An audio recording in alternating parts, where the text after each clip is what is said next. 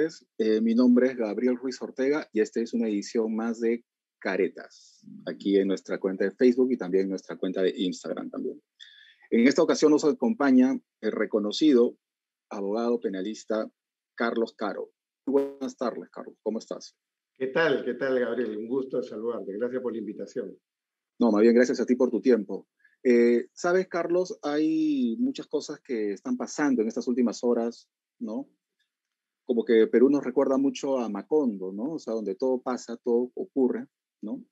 Y ahora resulta que amanecemos con una noticia, ¿no? Que es el pedido de prisión preventiva del fiscal José Domingo Pérez contra Keiko Fujimori.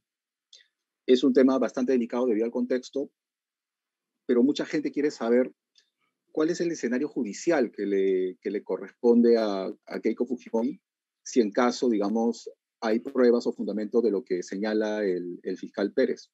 ¿Cuál es tu opinión al respecto, Carlos? Claro, ahora que está presentado el pedido, el juez de la causa tiene que señalar fecha para una audiencia, que va a ser brevísima porque la petición también es muy corta, muy concreta. Y en esas circunstancias el fiscal va a tener que sustentar si la señora Fujimori ha infringido la regla de la comparecencia. Para que todo el mundo entienda, comparecencia significa que sales de prisión, muy bien, con una serie de reglas de conducta, que es lo que pasó con la señora Fujimori. Una de esas reglas de conducta es no tener comunicación con los testigos. Y la racionalidad que está detrás de eso es porque en el caso concreto, presuntamente los señores de Fuerza Popular habrían presionado, amenazado testigos según la imputación, y es por esa razón que la sala creyó conveniente prohibirle a la señora Fujimori tener comunicación con los testigos. Uno de esos testigos es el señor Miguel Torres, a quien todos hemos visto reunido con la señora Fujimori en la prensa el día de ayer en una conferencia, ¿no? Entonces, lo que dice el fiscal y ha adjuntado fotos a la petición es, oye, ahí está la prueba plena, manos en la masa, que el señor Miguel Torres está reunido con la señora Fujimori y por lo tanto está infringiendo la regla de la comparecencia.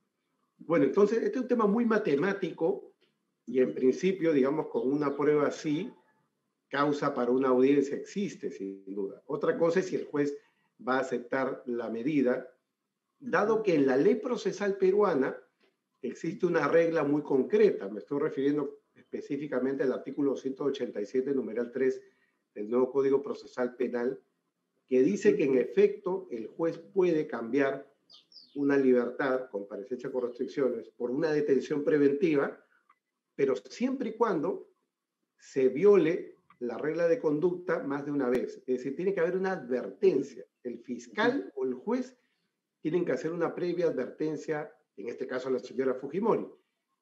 Si eso lo puede probar el fiscal, si el fiscal puede probar que ha habido una advertencia anterior a la señora Fujimori por parte de él o por parte del juez, esta petición podría prosperar. Más allá del tema político, todos podríamos decir que este es el momento más candente para que este tema se pueda ver, pero hay que tener en cuenta que una cosa es la justicia electoral y otra cosa es la justicia penal, van completamente en paralelo.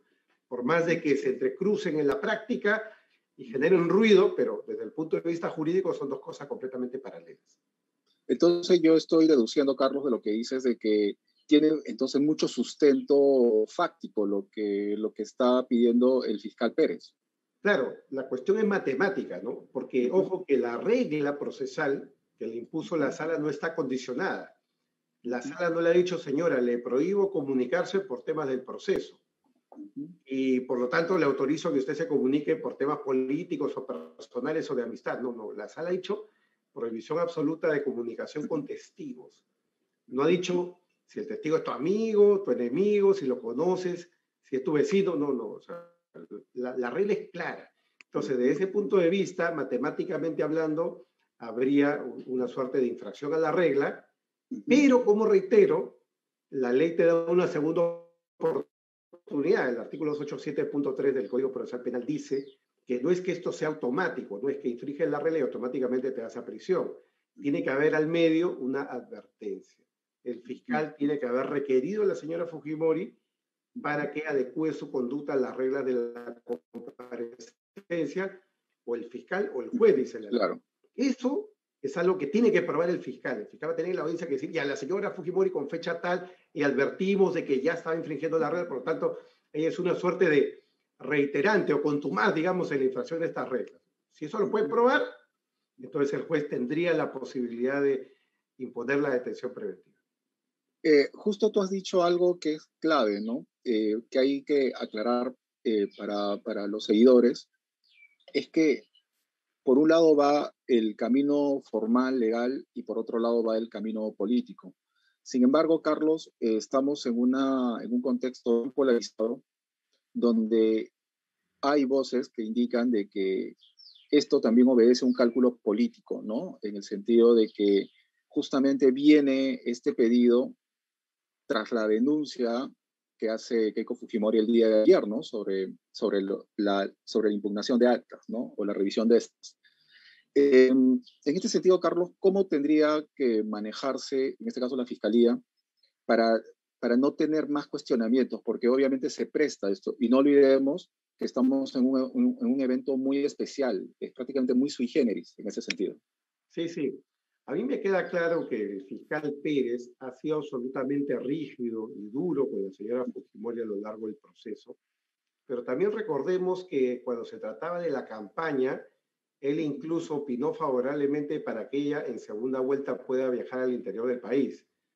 O sea, digamos que en ese punto no ha tenido tampoco el ánimo, estoy yendo a la cuestión escrita práctica, de entorpecer la campaña de la señora Fujimori. La campaña ya terminó como campaña, los votos ya se emitieron. Hay un tema procesal que deliberarse a nivel, digamos, del Tribunal Electoral, de modo que la señora Fujimori no va a tener más o menos votos por esta petición. Son dos temas que desde ese punto de vista van en paralelo jurídicamente hablando, pero en la práctica, como decía hace un rato, y tú también estás advirtiendo, Gabriel, se entrecruzan, porque desde luego toda la energía y la tensión que puede tener la señora Fujimori para pelear sus votos en el jurado, lo va a tener ahora que distraer en parte para pelear por su libertad. Entonces uno puede decir, oye, ¿qué tal cálculo, no? O sea, sale Cerrón libre el día de ayer por un habeas corpus de Acobamba, y hoy día la señora Fujimori amanece con una petición de prisión preventiva, ¿no? Entonces, evidentemente, lo que es la foto política, esto es algo que genera mucho ruido, ¿no? Ya hay cuestionamientos a nivel local e internacional en torno a si un tema electoral debe de definirse finalmente en un tribunal electoral, el jurado me refiero, pero además ahora lo que se va a añadir a la discusión es respecto de una persona que tiene una investigación con un pedido de pena de 30 años y 10 meses y además con un pedido de detención preventiva que se abre en los siguientes días, ¿no? Entonces, debilita mucho políticamente la imagen de la señora Fujimori. Entonces, yo creo que ahí, más allá del cálculo político que puede haber existido o no, ese es un tema, digamos, especulativo, lo cierto es que termina todo mezclado, ¿no? Termina todo mezclado en la misma olla arrocera, por decirlo de algún modo, ¿no? O olla de presión, si queremos ser más específicos, olla de presión. Sí, una olla de presión bastante peligrosa, por decirlo de una manera, ¿no? Exactamente, exactamente. Por ejemplo, ahora estoy recibiendo algunas preguntas y, por ejemplo, algo que más o menos la gente quiere tener en claro, ¿no? De darse, por ejemplo, la prisión preventiva, de ejecutarse, ¿cuánto perjudicaría la participación de Keiko Fujimori ya como integrante, o sea, perdón, como parte de este balotaje en el que estamos y que todavía no termina? ¿No? O sea, veo gente que está diciendo de que ha hecho esto Domingo Pérez para sacarla de una vez de carrera, o sea, para limpiarla de una vez. ¿Cómo es ese escenario, Carlos? Mira, Gabriel, súper interesante tu pregunta, que viene además del público, por lo que entiendo, porque yo creo que el marco constitucional ya fue rebasado. Quienes hicieron la Constitución del 93, que tiene reglas parecidas en ese punto a la del 79, en verdad nunca pensaron que podíamos tener un presidente como el señor Humala o el señor García que se suicidaba o la señora Fujimori con todos estos procesos o el señor Toledo prófugo. Entonces, todo este tema de las relaciones entre el derecho penal y la situación de un presidente, un ministro o un congresista ya fueron rebasados. Entonces, acá entramos a un terreno pantanoso, un terreno oscuro, donde se va a poder interpretar en un sentido u otro. Me explico. Primera posibilidad en la interpretación. La señora Fujimori iba presa y si llegara a ser presidente, primera interpretación, sale libre conforme al artículo 117 de la Constitución, que dice que el presidente es intocable durante su mandato. Saldría libre en automático, ¿no? Esa es la interpretación histórica que se ha seguido hasta el día de hoy. Hasta el día de hoy no ha cambiado. Esa sería, digamos, la primera opción interpretativa. La señora Fujimori es declarada presidente por el jurado, sale libre porque no podemos tener un presidente detenido. La segunda interpretación sería novedosa, pero dentro del texto literal de la ley cabe, sería que ese es un tema completamente distinto a una acusación. La señora Fujimori ya fue acusada. Esta es una detención preventiva. Tendríamos una situación parecida a la del día de ayer del señor Luna, ¿no? El señor Luna le han dado permiso para ir a recoger sus credenciales, muy bien, pero vuelve a su casa a seguir con su prisión domiciliaria y hará trabajo parlamentario por Zoom.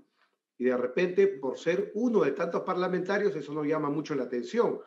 Pero que tengamos un presidente de la República administrando el país por Zoom, o un presidente de la República que no pueda salir de prisión, no es algo que vaya, digamos, en orden a lo que es la institucionalidad y la necesidad presidencial. O sea, sería algo políticamente inviable, ¿no? Políticamente inviable. Claro. Entonces, con lo cual, o se va a detención preventiva y se pierden todas las aspiraciones correspondientes, digamos, a la cuestión electoral, o de lo contrario, se va a prisión preventiva y si fuera declarada presidenta, tendría que salir libre por esta regla del 117. Aquí hay un tema que durante un momento que tiene que ver con la actitud del equipo especial, ¿no? Con José Domingo Pérez y compañía, que en casos, por ejemplo, como los de Keiko Fujimori y en otros casos también, están siendo muy rígidos, pero como que no llegan a concretar nada. Y te lo comento, Carlos, porque como que estarían labrando una suerte de desprestigio, tanto como ahora estamos viendo en Brasil, ¿no? Con el equipo especial de Brasil, ¿no? Que investiga también estos temas de corrupción. Ponnos, por favor, en perspectiva. Están demorando mucho, ya llevan mucho. La población también tiene una percepción, ¿no? Que estas cosas como que terminan beneficiando a Keiko Fujimori porque la victimizan. Claro. A ver, acá hay un tema súper práctico que es el siguiente, ¿no? Es la complejidad de los casos. Yo siempre digo que la fiscalía tiene que meter goles, como en el fútbol. O sea, y meter goles no son prisiones preventivas, sino lograr condenas. Muy bien. La fiscalía ya tiene algunas condenas por el tema del lavajato. Yo se incluyo a los colaboradores de Picasa que están condenados, pero lo cierto es que en estos casos de mayor impacto público, de mayor trascendencia, digamos, es una lucha de poderes y eso es lo que el público debe de entender. Acá no estamos hablando de un caso de un fiscal contra un chavetero o el caso de un hurto, estamos hablando de casos súper complejos, ¿no? Con cientos de tomos. El otro día, por ejemplo, estaba yo en una fiscalía anticorrupción y veía todo el pasillo de la fiscalía llena de cajas, ¿no? Y alguien me explicaba, son las nuevas cajas que han llegado en el caso del tren eléctrico. Claro, ¿quién puede en pandemia procesar toda esa información? Muy difícil. Nosotros podemos exigirle a los fiscales y a los jueces que cumplan los plazos procesales, y eso es plausible, y la ley establece límites, claro. Pero hay que entender también de que los casos son súper complejos, y además en el camino, como yo hablaba hace un momento de la lucha de poderes, y estoy tratando de ser imparcial, yo también soy abogado, hay veces los abogados hacen lo necesario para, o hay veces dilatar los procesos, o hay veces simplemente por ejercer su derecho, por ejemplo, una tutela, una impugnación o una recusación, el resultado final es el mismo, ¿no? Por buenas o por malas, con buena o mala intención, con derecho o sin derecho, los procesos se siguen alargando. Entonces, un ejemplo concreto no es el del caso de la señora Fujimori precisamente porque el fiscal ha cerrado la investigación pronto, porque esta investigación podría seguir hasta octubre, por lo menos más 5 meses de pandemia. Incluso los abogados pidieron, ¿no?, que el caso retroceda a la etapa preparatoria y acaban de perder hace poco. Pero distinto es el caso, por ejemplo, de Nadine Heredia y Ollantumala, que es un caso más simple, donde ya tienen acusación desde el año 2019 y el caso recién se ha terminado el control de acusación hace poco tiempo y tienen que ir a juicio. Para que ustedes vean cómo un proceso que ha empezado en el año 2015, el de Yantumala y Heredia, ya tiene acusación, han pasado 6 años y todavía no llega a juicio, pues son casos complejos. Bueno, tan complejos como nuestra realidad actual, ¿no? En ese sentido. Entonces, Carlos, ya para terminar, entonces lo que estoy deduciendo y lo que también nuestros seguidores deducen es que este pedido del fiscal Pérez está, digamos, dentro del marco legal. O sea, digamos, se justifica más allá del contexto, sino que vio que hay una falta, aquí está, obviamente, ese es por algo es fiscal, ¿no? Por algo es alguien que está, digamos, atento a este tipo de descuidos, entonces. Efectivamente, ¿no? Desde el punto de vista jurídico, su petición, digamos, tiene un motivo, o sea, tiene una foto, había una conferencia de prensa, hay una regla de la comparecencia, entonces, digamos, no es algo arbitrario per se. Otra cosa es que sea conveniente políticamente y ese es otro tipo de interpretaciones, pero el punto central, y este es un mensaje que tal vez vale la pena, digamos, citar, es que acá la prudencia del juez es la que debe de primar, ¿no?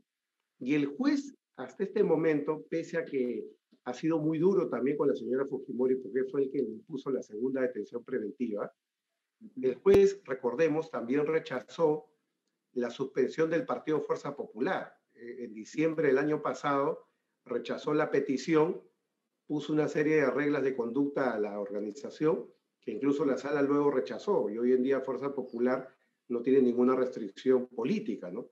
Lo mismo podría pasar acá. El juez, más allá del tema jurídico, busca una interpretación como la que he mencionado hace un momento, oye, no está aprobado totalmente que haya tenido estas advertencias la señora Fujimori, y por lo tanto la llame a la audiencia y le advierto por última vez, la siguiente sí le podemos poner la detención. Podría pasar eso tranquilamente porque el juez, por lo menos en el caso de Fuerza Popular, ha demostrado de que digamos, no está utilizando la herramienta penal para interferir en este proceso político en curso.